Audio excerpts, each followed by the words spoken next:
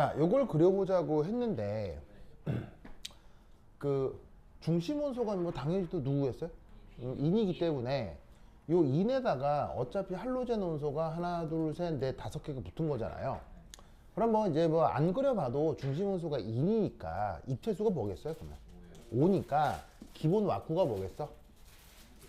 기본 왁구가 TBP일 거 아니야.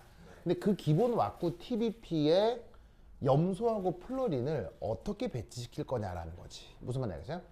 그럼 이때 여기서 얘를 그려보자 라고 하면 인 그려놓고 하나, 둘, 셋, 넷, 다섯 이렇게 이제 TBP 기본 구조를 그려놓고 여기에 있는 염소하고 플러린을 가만히 있어 보자. 아, 미안. 요렇게 요렇게 아니 뭐 상관은 없는데 저렇게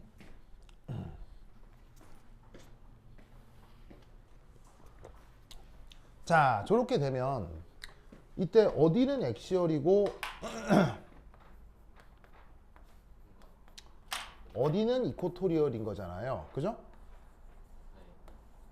그럼 여기에 두 종류의 자리가 있고 치환기도 두 종류가 있으니까 여기에 얘네들을 채우는 경우의 수가 몇 가지 있을 거라고 생각할 수 있는 거지. 알겠죠? 그래서 여러 가지 경우의 수 중에서 아마 여러분들이 요렇게 생겨먹은 구조를 그렸을 수도 있고 무슨 말인지 알겠어요? 혹은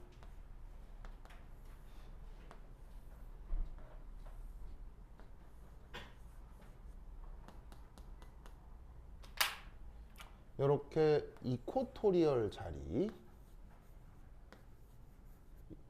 여기에 그 다음에 액시얼 자리에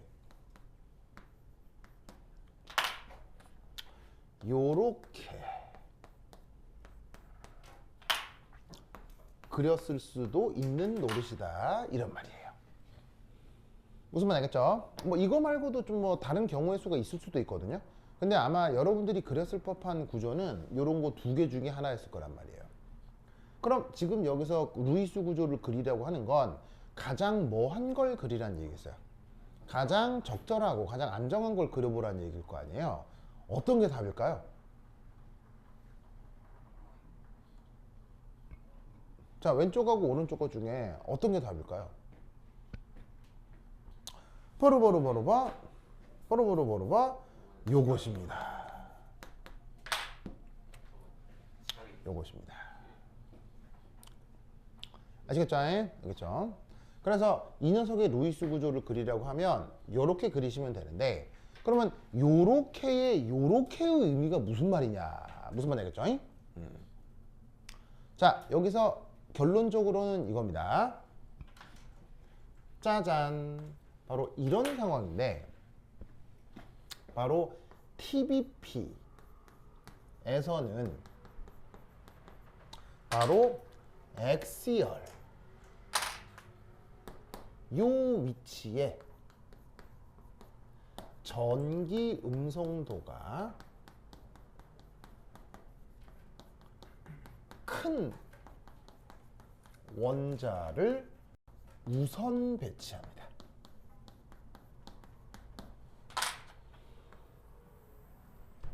그래야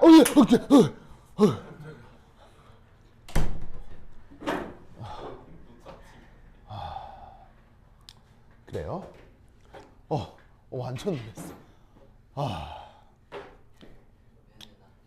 그래요. 아니 수업 들으러면서 연필도 하나 안 들고 왔어요? 볼펜 방금 그루트가 줬잖아요 지금.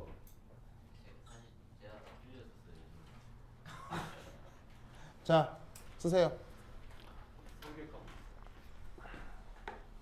자 그렇다면 어차피 TBP 기본 틀에서는 무슨 자리하고 무슨 자리가 있어요? 이코토리얼 자리하고 액시얼 자리가 있잖아요. 그럼 이 이코토리얼하고 액시얼 자리에 기본적으로 뭐 전기음 송도가 큰 녀석을 액시얼에 우선 배치를 하고 그리고 남은 위치에 그 이코토리얼 위치에는 남은 애들을 그냥 집어넣는 거예요. 무슨 뜻인지 알겠죠? 그러면 여기에 내가 그리려고 하는 PCl2F3의 구조를 이런 식으로 표현을 할 수가 있다. 이런 말이죠. 알겠죠? 그럼 이제 이래야 되는 것에 대한 이제 설명을 좀 만들어 붙이면 되겠죠? 자, 뭐냐? 이게 약간 이제 은유적 설명을 좀 하면 말이에요. 은유적인 설명을 하면,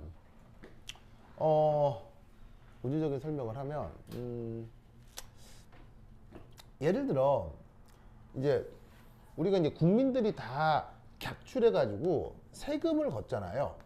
그죠? 그럼 이 세금은 우리 사회가 좋은 방향으로 가는데 써야 되겠어요? 안 좋은 방향으로 가는데 써야 되겠어요? 좋은 방향으로 가는데 써야 된다. 요까지는 다들 일치를 하죠. 근데 이 녀석이 좋은 방향, 좋은. 이 좋다는 것에 대한 관점은 다들 달라요? 다 똑같아요? 다 다르지. 이게 문제인 거지. 무슨 말인지 알겠어요? 그래가지고 이제 이 좋은 이라고 하는 이것을 이제 케이스 1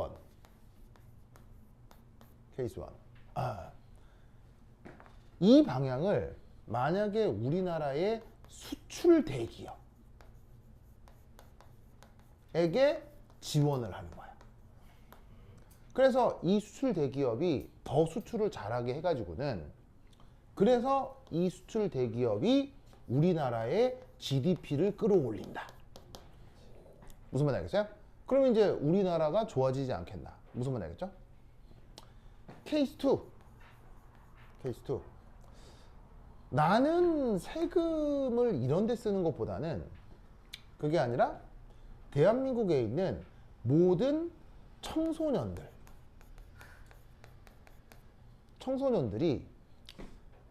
점심 요 밥을 굶지 않도록 급식을 하는데 요 세금을 우선 쓰겠다.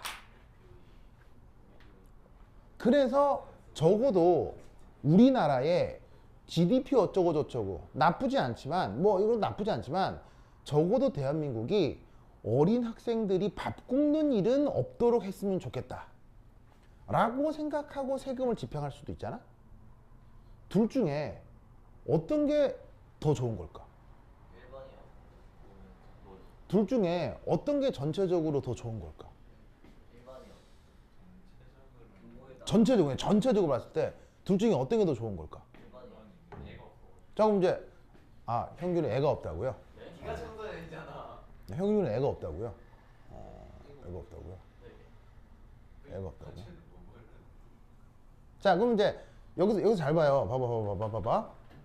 그럼 이제 얘를 수출 대기업과 청소년들을 예로 들었는데 수출 대기업은 사실 우리 사회에서 강자들이죠. 맞잖아요. 여러분 삼성, LG 이런 그룹들이 갖고 있는 권력이라는 게 아무것도 아니겠어요. 사실은 어마어마하겠어요. 어마어마합니다. 자, 반면에 그것에 대해서 우리 청소년들 강자입니까 약자입니까? 어마어마한 약자잖아요. 그럼 이제 즉 뭐냐면 우리의 역할을 강자들을 위해서 뭘 해보자. 약자들을 위해서 뭘 해보자. 무슨 말인지 알겠어요? 그래서 결론은 뭐야? 결론은 우리 전체가 발전하는 방식에서 어떤 길로 가야 되겠냐는 거지. 그러면 첫 번째, 자, 케이스 1이 더 효율적이다. 케이스 1이 더 효율적이다. 효율적이다. 두 번째, 케이스 2가 더 효율적이다. 케이스 2가 더 효율적이다. 케이스 2, 일본을 해서 세금을 거둔 다음에 입원하면 그런가요? 그런가요? 좋습니다. 자, 결론은 뭘까요? 결론은 둘 중에 어디가 더 효율적이다? 아무도 모릅니다. 둘 중에 어떤 게 더 좋은 방법인지는 아무도 모릅니다. 만약에 이 둘 중에 있잖아요. 이 둘 중에 어디가 더 좋은 방법이다를 누군가 학문적으로 증명해내잖아요. 그러면 노벨상 2개 나와요. 그리고 필즈 메달까지 나와요. 정말이에요. 네. 무슨 말인지 아시겠어요? 그래서 왜냐 이 문제는 인류가 지금까지 한 번도 해결해 보지 못한 인류 사회의 근본적 문제예요. 그래서 만약에 이걸 해결하잖아요. 이걸 해결하면 전 인류는 평화롭게 정말 태평성대를 누리며 살게 될 거예요. 그런데 여전히 우리 지구에는 태평성대에 우리 지구에는 여전히 분쟁과 갈등과 전쟁이 있어요. 무슨 말인지 알겠어요? 즉 뭐냐? 이 둘 중에 어디가 더 효율적인지에 대해서는 아직 해결난 게 없다 이런 얘기예요. 무슨 뜻인지 아시겠죠? 알겠죠? 자, 그런데 내가 난데없이 얘기를 왜 할까요? 몰라요. 이 얘기를 왜 할까요? 이 현상이 우리 자연 네이처 알겠어요? 네이처에서 벌어진다면 우리 자연은 무조건 어느 쪽으로 움직이게 돼 있다. 강자. 우리 자연은 무조건 어느 쪽으로 움직이게 돼 있다. 강자. 우리 자연은 단 하나의 예외도 없어요. 단 하나의 예외도 없이 이쪽으로 진행이 돼요. 이쪽으로 진행됩니다. 무슨 말인지 알겠어요? 그것과 관련된 법칙이 뭐예요? 그게 연력학 제2법칙이에요. 무슨 말인지 알겠죠? 자, 연력학 제2법칙은 뭐예요? 뭔가 가득 차 있고 뭔가 물질과 에너지가 가득 차 있는 쪽에서 그렇지 않은 쪽으로 물질 및 에너지가 이동한다 라는 게 이게 연력학 제2법칙이죠. 그걸 설명해 주는 함수 중에 하나가 엔트로피인 거고요. 무슨 말인지 알겠어요? 그래서 여러분 우리 자연은 바람이 어디서 어디로 불어요? 바람이 어디서 불어요? 무조건 고기압에서 저기압으로 불잖아요. 우리 자연에선 저기압에서 고기압으로 바람 부나요? 절대 그럴 일이 없죠. 무슨 말인지 알겠어요? 그러면 이 말이 무슨 말이냐면 원래 강한 놈한테 더 자본과 에너지를 몰아서 더 강하게 만드는 일은 우리 자연에서 절대로 벌어지지 않아요.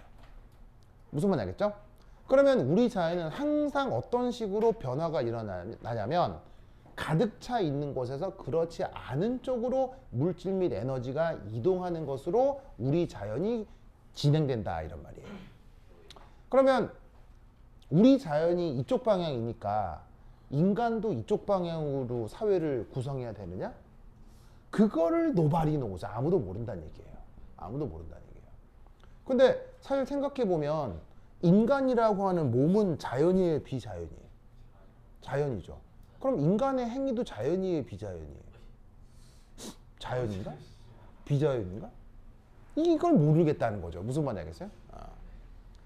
근데 나는 자연과학자란 말이에요. 그럼 자 생각해봐요. 만약에 여러분들이 종교를 믿는다고 쳐요. 예를 들면은 하나님을 믿는다고 치자. 혹은 부처님이나 아니면은 저 알라신을 믿는다고 치자. 그러면 여러분들이 만약에 그런 종교를 믿으면 그 종교와 정치적인 어떤 정책의 방향이 달라야 되겠어요? 같아야 되겠어요? Nobody knows. 자, 잘 봐요. 하나님 믿는 사람은 이 세상이 하나님의 뜻대로 돌아간다고 생각할 거 아니에요. 그럼 정책 결정 방향도 하나님의 뜻대로 진행돼야 된다라고 생각해야 되지 않을까요? 그게 종교의 가르침이겠죠. 무슨 말인지 알겠어요?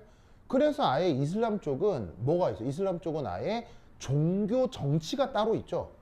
그래서 이슬람은 아예 종교가 정치까지를 다 장악한다고요. 그리고 사실 미국이란 나라도 기본적으로 무슨 종교 베이스의 나라예요? 개신교. 그 개신교도들이 정치 세력화한 게 미국이죠.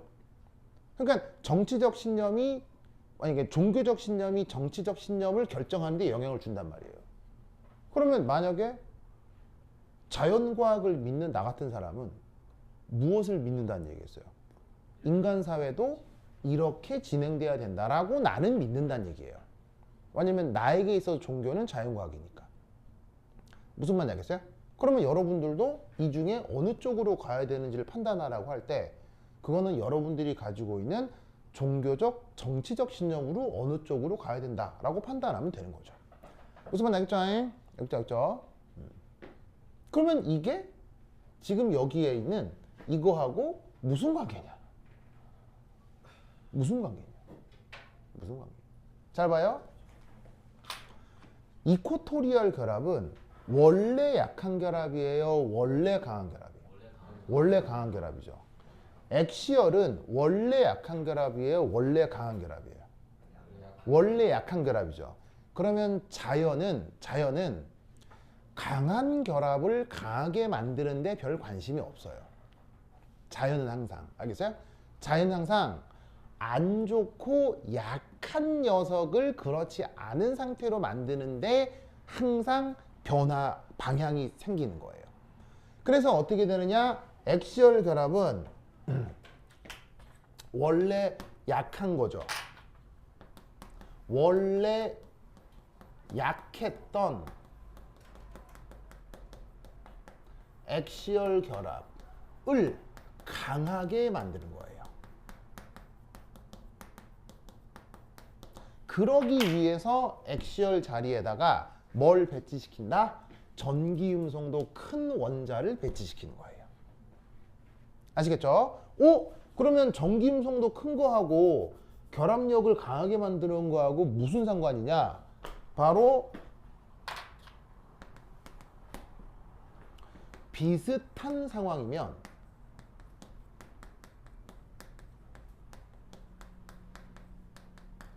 결합의 극성, 이것이 클수록 결합력이 약간 강해집니다.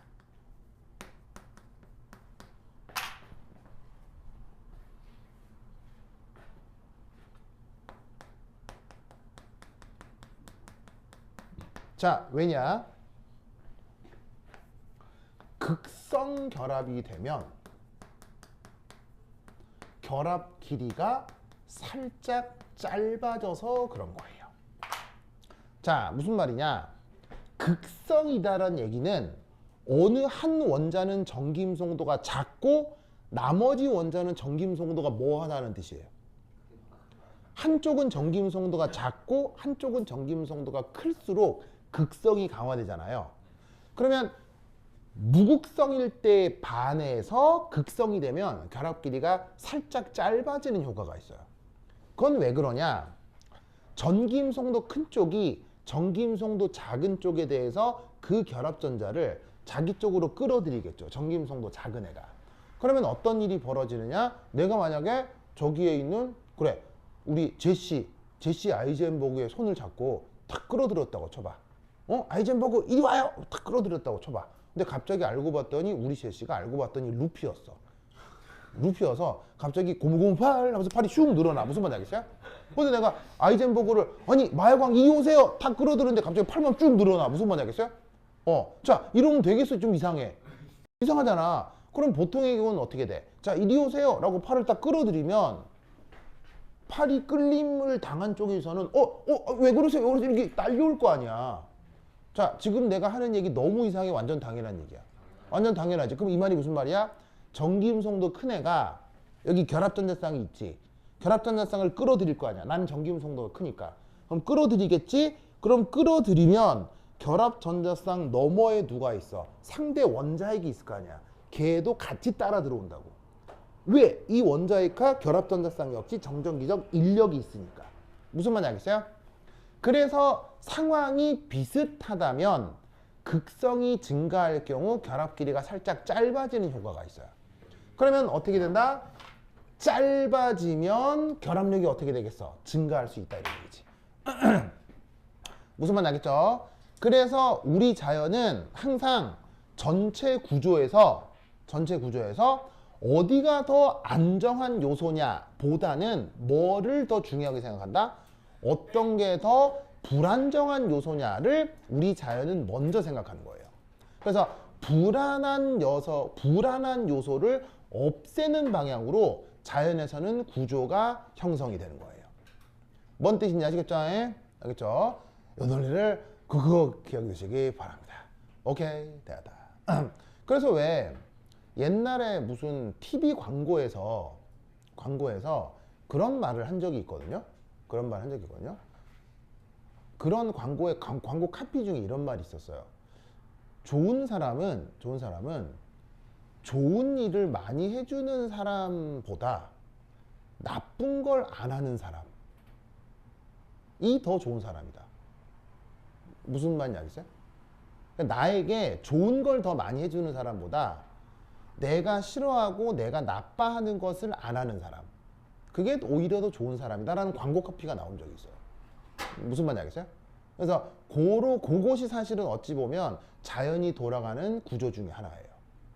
그래서 이제 또 비슷한 예시 중에 하나가, 혹시 이게 스페인 가본 사람? 스페인. 저 엄마 뱃속에 있었던 거. 그래요? 좋아요?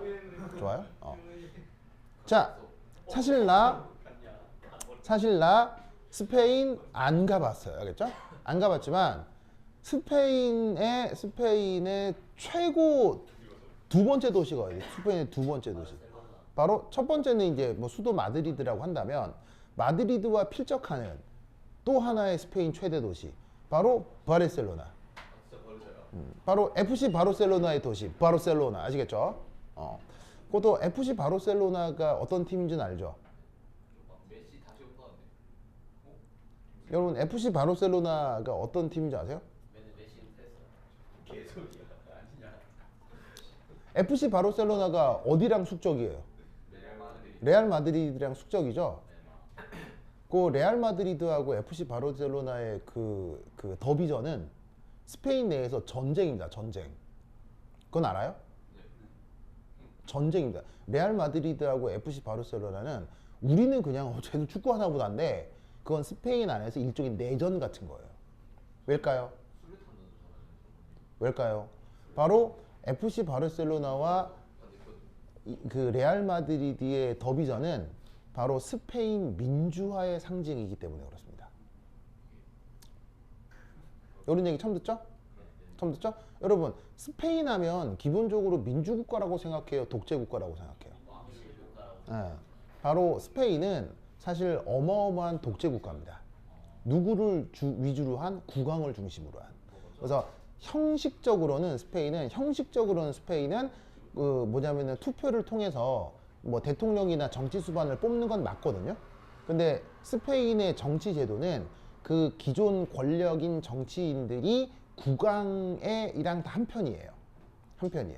그래서 그 스페인의 그 뭐냐면 민주화를 요구하는 세력들이 있죠. 그 민주화를 요구하는 세력의 핵심이 바로 뭐다? 스페인 민주화의 핵심.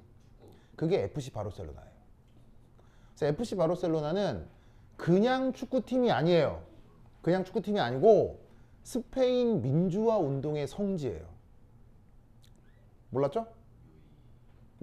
그러니까 뭐냐면, 그냥 우리는 놀려고 축구하는 거잖아요. 근데 놀려고 하는 축구 안에도 정치가 숨어 들어가 있어요.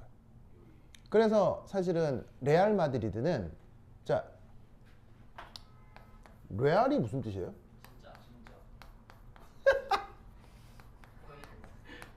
레알이 뭐예요? 뭐냐면 레알이 스페인어로 로열이에요. 네. 그래서 레알 마드리드가 뭐냐면 왕립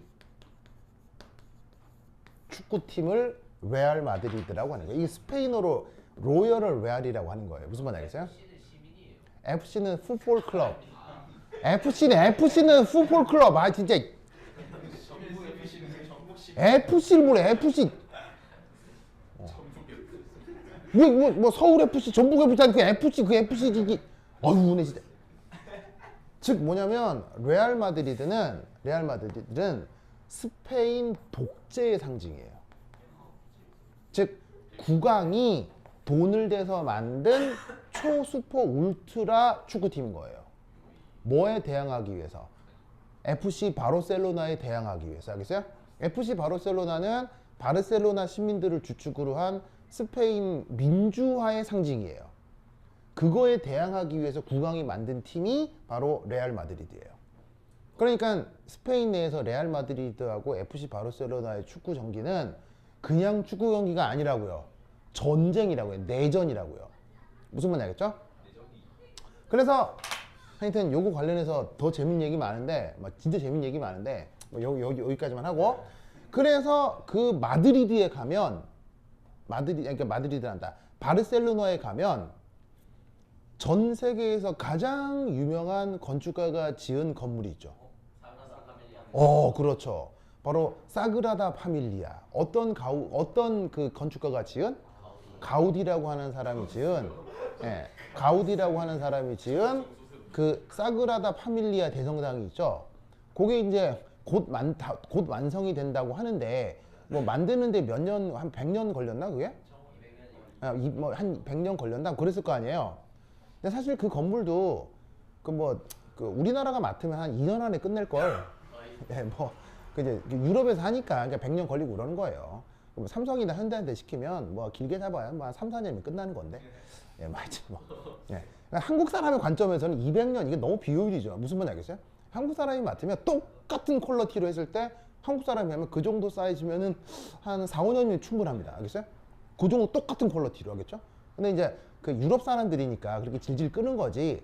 그게 뭐 만드는데 200년 걸렸다. 그렇게 자랑할 게 아니에요. 무슨 말인지 알겠어요? 한국 사람들 입장에서는 복장 터서 죽는 거야. 미쳤어. 건물 200년 짓게 뭐 하여튼 그런데 그 건물을 설계한 사람이 가우디잖아요. 그 가우디가 그 건물을 어떻게 설계했게요? 열역학제의 이 법칙을 통해서. 여러분 건물 이렇게 지을 때 필요한 물리학을 뭐라고 하죠? 건물 지을 때 필요한 물리학? 그걸 정역학이라고 합니다. 정역학.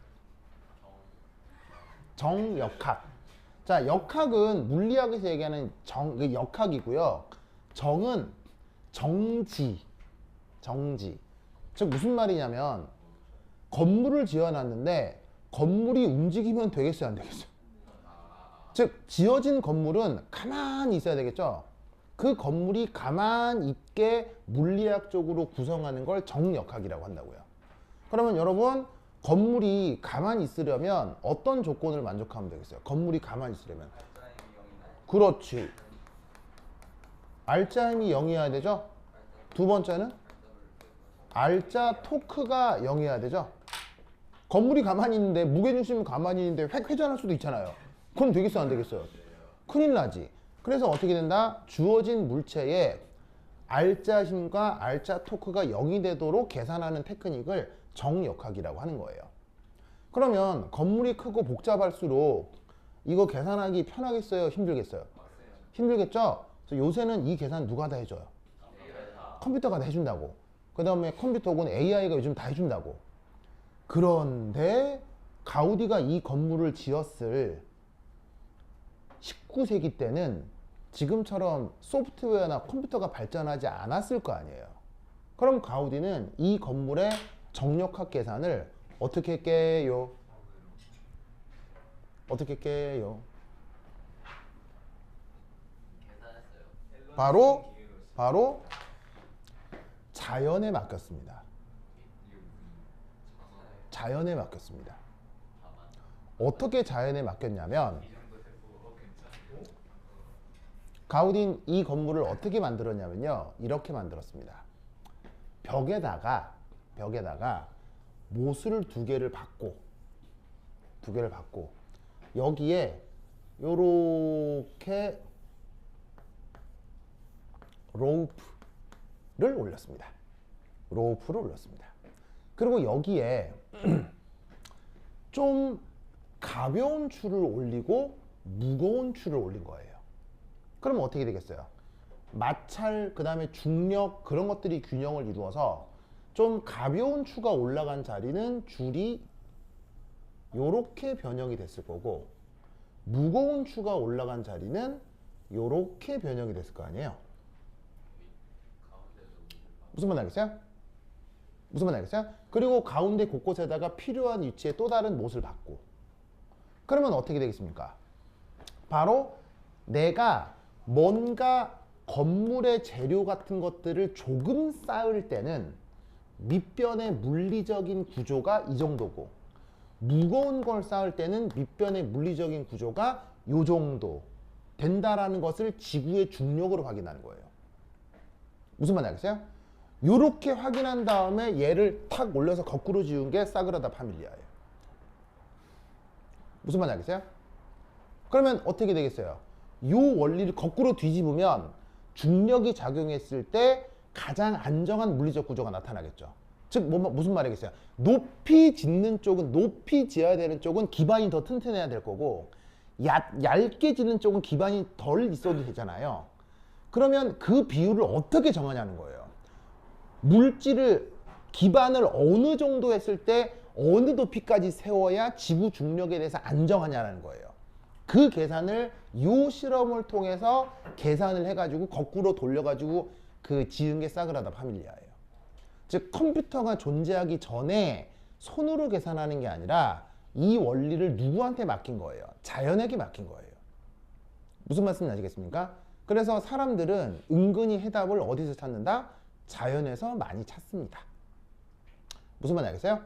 그리고 인류 사회의 모든 문제 역시 자연에 있다라고 믿는다면 그건 그 사람의 종교가 자연과학이 되는 거예요. 무슨 말인지 알겠죠? 알겠죠? 그래서 나는 자연과학자거든요. 그런 관점에서. 그럼 여러분들도 그런 자연과학자가 돼보는 게 어떠냐 라고 내가 지금 마지막 시간에 여러분들에게 포교를 하고 있는 중이에요. 아 마지막 시간이에요. 네, 오늘 마지막 시간이에요. 네, 마지막 시간이에요. 좀 마지막 아닌데? 알겠죠? 알겠죠? 자, 여하튼 그래서 이 TBP 구조에서 전기임성도 큰 게 어디로 우선 들어간다고요? 액시얼 위치로 우선 들어가고 나머지 것들을 쫑쫑쫑 채우면 된다 이런 말이지. 됐죠? 됐죠? 자, 그러면 요걸로부터 그 다음 또 하나 그려볼까요? 두 번째 두 번째 요 TBP 관련해서 억수로 많이 나오는 애입니다. 억수로 많이 나오는 애. 바로 짜잔. 그리십시오. 시작.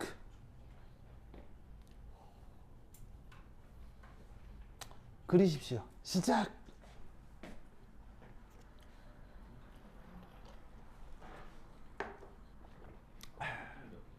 응? 뭐라고요? 자, 제 그리십시오. 제 문제에 아주 자주 나옵니다. 자, 그래 봅시다.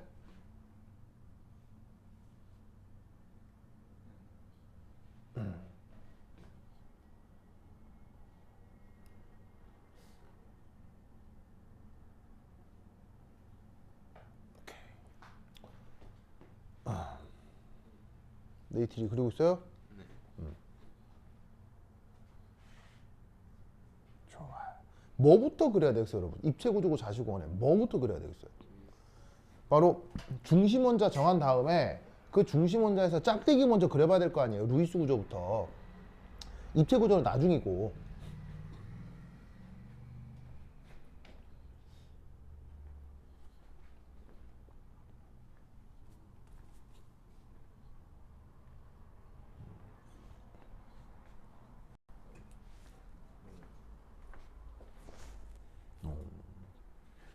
자기 이 겨울이 반바지는 대단한데요. 아 끝나고 운동 갈 거예요. 아 진짜? 야 뜨거운 남자 장성택. 어? 뜨겁다. 아까 그 바이러스. 뜨겁다. 잠깐만. 근데 오. 틈없이 그래요? 성격했어. 아까 오. 성격했어. 진짜야.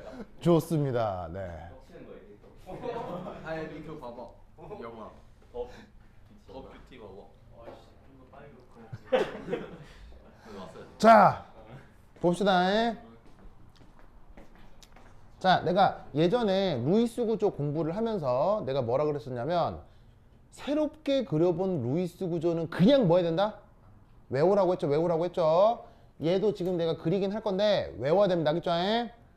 그래서 뭐 어떻게 하라고요? 어떻게 하라고? 그리면 외워야 돼. 알겠지? 자, 그럼 뭐냐? 우선 중심 원자부터 그려놔야 되겠지. 중심 원자. 무슨 말인지 알겠어요? 자, 근데 중심 원자가 뭐밖에 없어 사실은. 누구들밖에 없어요, 얘네들은. 아이오다인 하나밖에 없으니까 뭐 말단이고 중심이고 하네. 아니면 얘가 뭐 중심일 수밖에 없지 뭐. 알겠죠? 자, 그려놓은 다음에 자, 저 아이오다인은 기본적으로 최외곽 전자가 몇 개임? 할로젠이니까 7개지. 그럼 점 7개를 찍어. 하나, 둘, 셋, 넷, 다섯, 여섯, 일곱. 무슨 말 알겠죠? 여기 찍어. 자, 그 다음 말단원, 중심 원소가 아이오다인이지만 원소랍시고 아이오다인 하나밖에 없으니까 말단도 누구겠어? 그러면 당연히 말단도 누구겠어? 말단도 아이오다인일 수밖에 없잖아.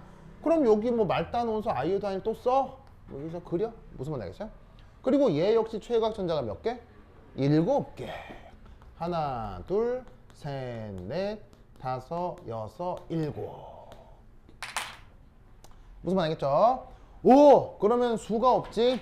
누구하고 누구를 요 홀전자 하나하고 요 홀전자 하나를 이압하고 단일 결합으로 연결하는 수밖에 없지. 무슨 말 알겠죠? 그런데 그런 아이오다인이 하나 더 있잖아. 그러면 어떻게 하겠어? 아이오다인은 중심 원자에다가 짝대기 하나로 연결하는 수밖에 없잖아.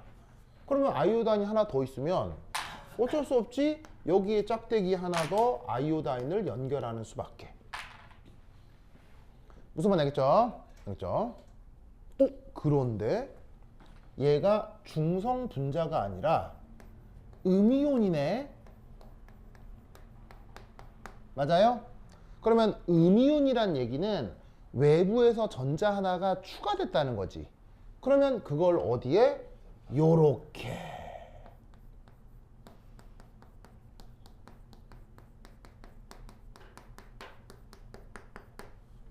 아시겠죠? 이것이 바로 I3-의 루이스 구조가 됩니다. 그러면 여러분 이때 요 중심 아이오다인의 형식자는 어떻게 되겠습니까? 얘 형식자는 어떻게 되겠습니까? 얘 형식전화가 1-라는 거 아시겠죠? 왜? 주변 전자가 비공호 전자 하나, 둘, 셋, 넷, 다섯, 여섯. 그리고 결합전자 2개. 그래서 주변이 총 8개의 전자가 나타나잖아. 그러니까 얘 입장에서는 주변 전자가 8개고 원래 7개에서 8개가 됐으니 형식 전화는 마이너스겠지. 됐죠? 됐죠? 자, 그런데 여기 있는 아이오다인의 입체수 얼마야? 입체수는 5라는 거 아시겠어요? 왜 입체수가 5야? 그렇지. 시그마 전자쌍 몇 개? 2개. 비공호 전자쌍 몇 개? 3개. 2 더하기 5, 2 더하기 3 하면 5. 그래서 얘는 입체수가 5야. 입체수가 5. 기본 왁구가 뭐란 얘기야? TBP. 아시겠죠? 지금 TBP 가지고 공부하는데 다른 왁구는 아닐 거 아니야. 아시겠죠? 그래서 이놈의 틀이 TBP 왁구다. 알겠죠? 회장님 왜 그래? 회장님 왜 그래? 좀 힘들어요?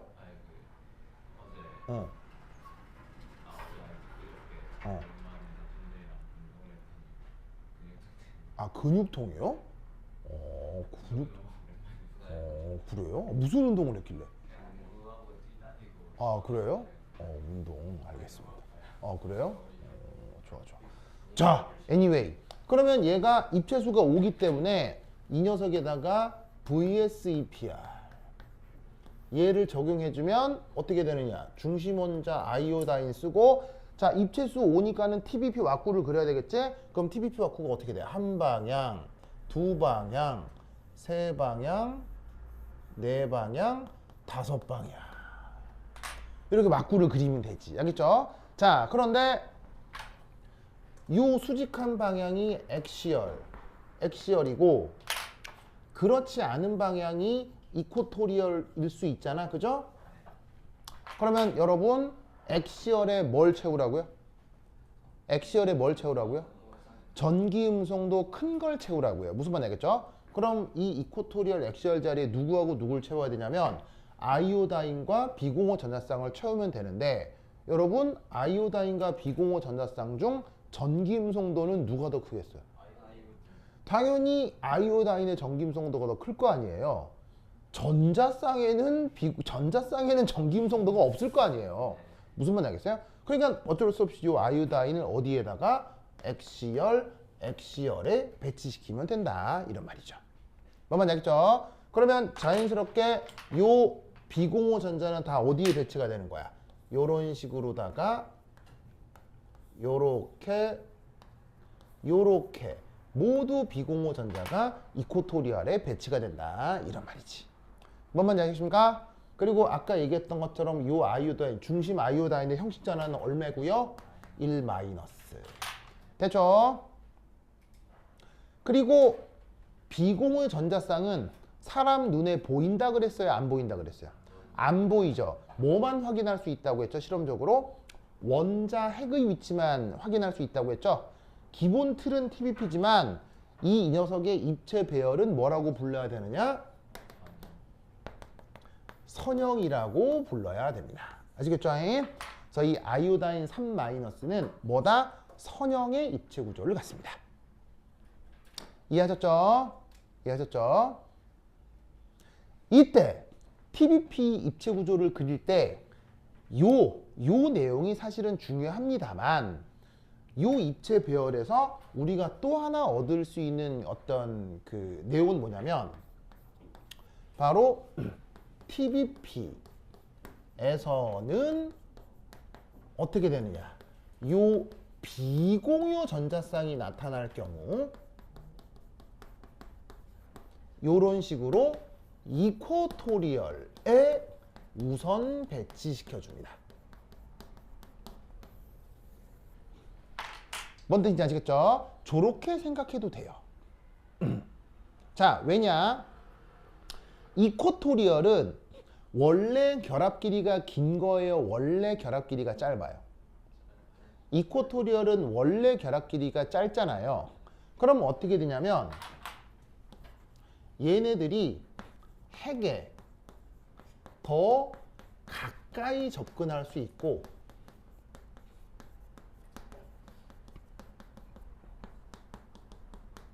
그러면 어떻게 되겠어요? 인력이 커져서 비공유 전자쌍이 더 안정해질 수 있는 거예요. 무슨 뜻인지 아시겠죠? 알겠죠? 그러니까 이코토리얼 엑시얼 결합이 다 있을 때는 엑시얼이 가장 불안 요소이기 때문에 이 엑시얼 결합을 안정시키는데 우선을 하지만 비공유 전자쌍이 나타나 버리면 이 비공유 전자쌍은 생성될 엑시얼 결합보다도 더 불안정한 요소가 되는 거예요. 그럼 이때는 어떻게 되냐면 이코토리얼 엑시얼 결합이 아니라 어떻게 하면 비공유 전자쌍을 안정화시킬 수 있겠느냐 라는 것으로 구조가 결정이 되는 거예요. 그러면 비공유 전자쌍을 어떻게 안정화시키? 가장 불안 요소가 비공유 전자쌍이니까 이 비공유 전자쌍을 안정화시키는 방법은 핵으로 붙이는 수밖에 없지. 그럼 언제 핵으로 결합할 수 있겠어? 이코토리얼에 배치될 때 더 핵 가까이 접근을 해서 안정화될 수 있으니까 그래서 TBP에서는 비공유 전자쌍을 이코토리얼에 우선 배치하는 거예요. 무슨 뜻인지 아시겠죠? 그래서 이렇게 저 구조를 생각해 주시면 됩니다. 그러면 이에 관련해서 마지막 지문다잉 지문다 으쌰.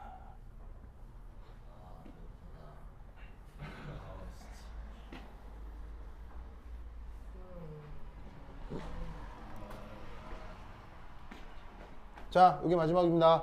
이게 3장의 마지막입니다. 알겠어요? 모든 것의 마지막입니다.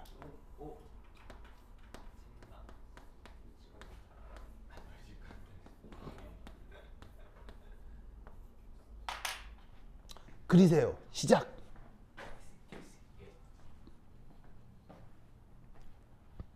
그리세요. 시작.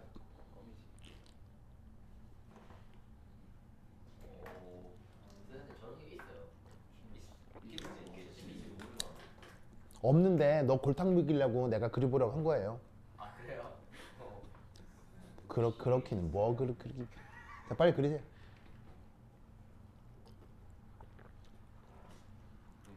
탄소, 수소, 산소, 황 이렇게 돼 있는 거. 단백질이죠. 에? 단백질이 질소가 없는데? 단백질에는 방금 얘기했듯이 질소가 있어야 되죠. 질소가 없잖아요. 그럼 무슨 단백질이에요? 그냥 황 계열 화합물입니다. 이름이 뭐예요, 저? 아, 뭐 굳이 부르자면 뭐 메톡시 메틸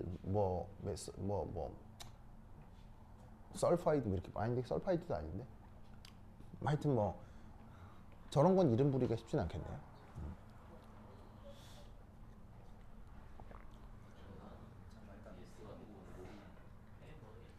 자, 그렇습니까? 모르기는 뭐.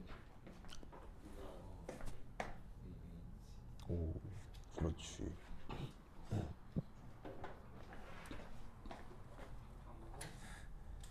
오, 그래요. 오, 맞아. 아주 잘했어요. 아주 잘했어. 제가 그려볼게요. 그래요. 가운데 S가 있어야겠죠. 맞습니다. 네, 그건 맞습니다. 자, 그루트. 좋아. 네이티님 뭐 벌써 포기해요? 오, 거의 비슷했어. 거의 비슷했어. 거의 비슷했어.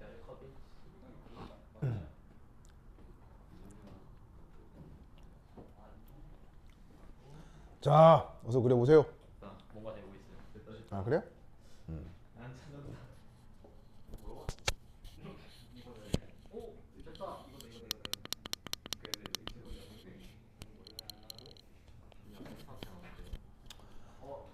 자, 봅시다.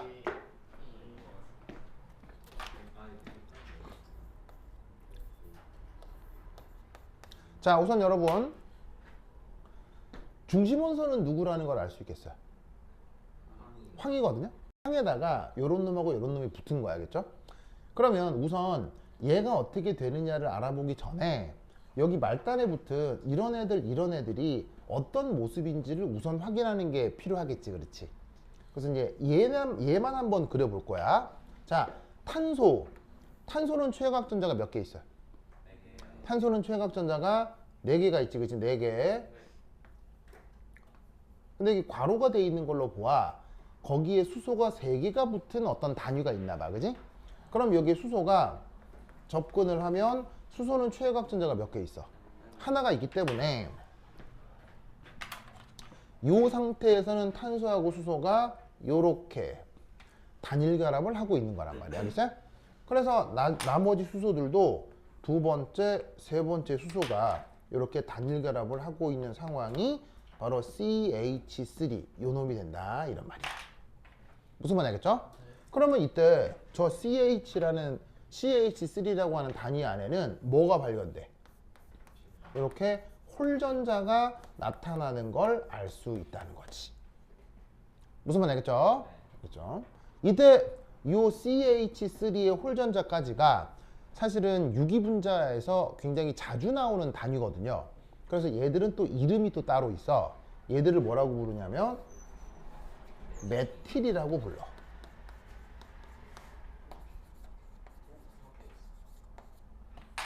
그래서 탄소 하나에 수소가 3개인 요 단위를 메틸 그룹이라고 불러. 알겠죠? 자, 그런데 여기는 그 CH3 단위에다가 누가 하나 또 붙어 있어?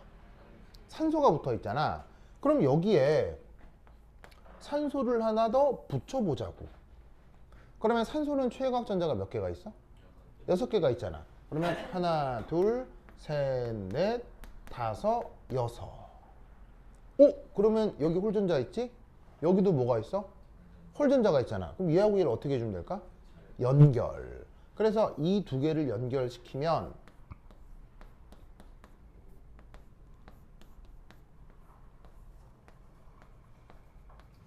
요렇게 만들 수가 있다고. 무슨 말 알겠어요? 이 또한 뭐가 발견되느냐? 홀전자가 발견되지. 알겠죠? 이때 또 요 단위에 이름이 있어. 얘는 또 이름을 뭐라고 부르냐면 메톡시 그룹이라고 해. 그래서 메트까지는 똑같은데 쟤하고 다른 점은 이렇게 산소 원자가 붙어 있잖아. 그거를 옥시라고 표현을 해주는 거야. 그래서 쟤는 메틸, 얘는 메톡시라고 부르는 거예요. 뭐만 아시겠죠? 그러면 지금 이 구조는 황 주변에 요런 식의 메띠루가 2개, 알겠죠? 요런 식의 메톡시가 2개.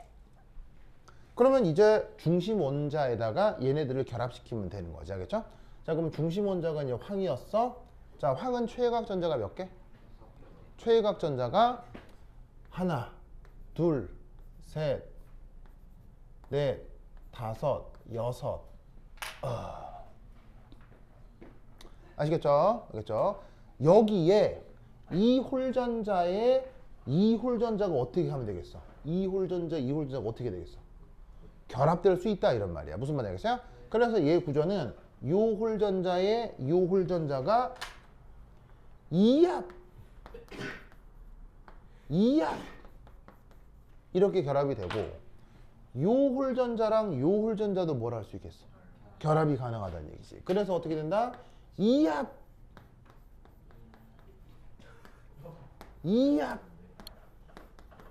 이렇게 붙은 거라 이런 말이요. 뭔 말인지 아시겠죠?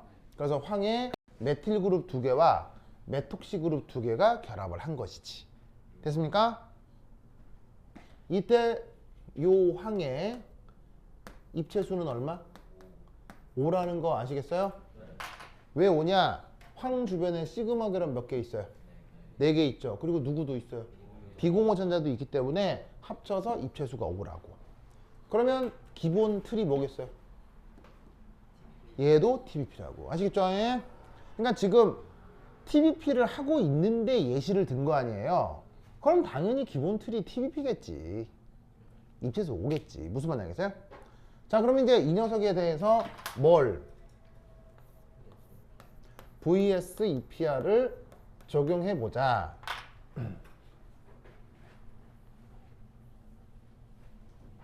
자, 그럼 이제 어떻게 될 거냐? 입체수가 5라고 했으니까 이렇게 무게중심에 황을 놓고 팔을 한 군데, 두 군데, 셋,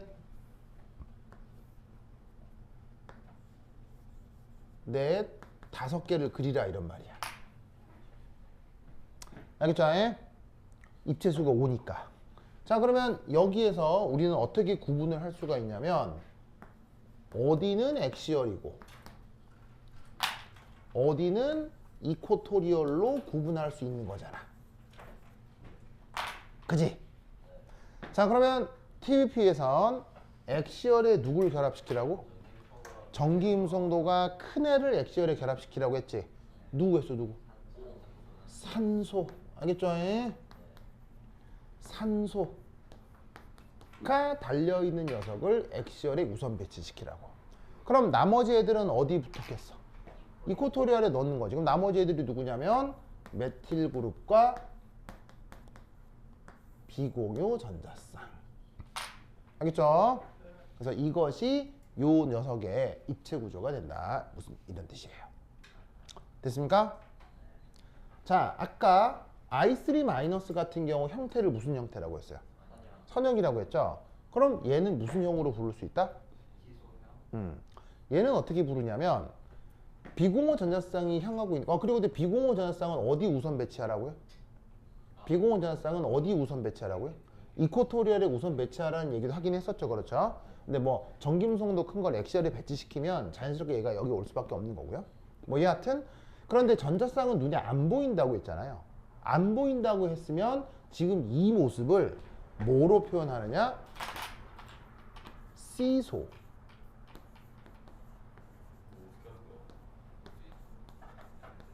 라고 얘기하는 거예요. C소가 뭐예요? C소?